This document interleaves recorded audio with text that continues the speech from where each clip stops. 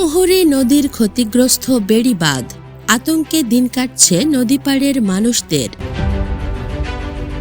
ফেনীর পরশুরাম উপজেলার মুহুরী নদীর বেড়িবাঁধের ভাঙন দীর্ঘ 2 বছরেও সংস্কার না হওয়ায় চরম আতঙ্কে দিন কাটাচ্ছেন এলাকাবাসী।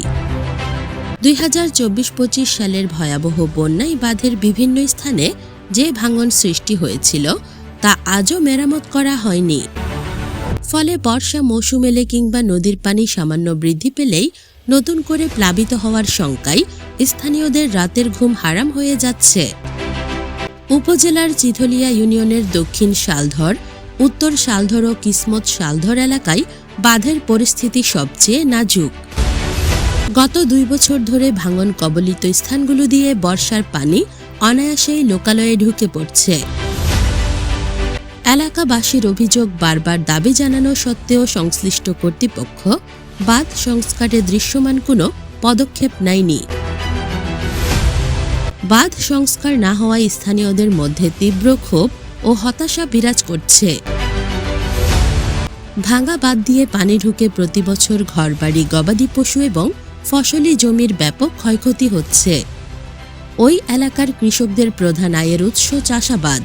বাঁধ মেরামত না হওয়ায় ফসলহানির ভয়ে অনেকেই বিনিয়োগ করতে সাহস পাচ্ছেন না। এলাকাবাসী বলেন, আগামী বর্ষা যদি আসে, যে পরিস্থিতি পানির প্রবাহিত, আমরা এখানে থাকা যাবে না, আমরা কই যাবো, এবং এই পর্যায়ে আমাদের বহুত কষ্ট হইতেছে।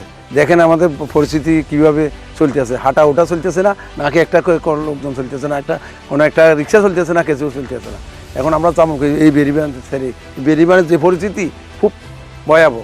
2025 সালে বেরিবান এটা ভাঙছে, পানি এটার উপর দিয়ে গড়াইছিল। এর পরে থেকে কোনো মেরামতের কাজ কেউ দেখনে নাই।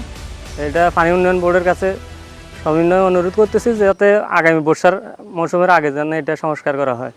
এটা বাঁধা বাইন্দাল্লা চাইতেছি, সংস্কারের দরকার। সামনে বর্ষা মৌসুম আসতেছে, এখন এই কয়েকটা বিল্ডিং নিয়ে যাইব। এখান থেকে যদি বেরিবানটা যদি ছুটে, এলাকার ক্ষতি হইবে।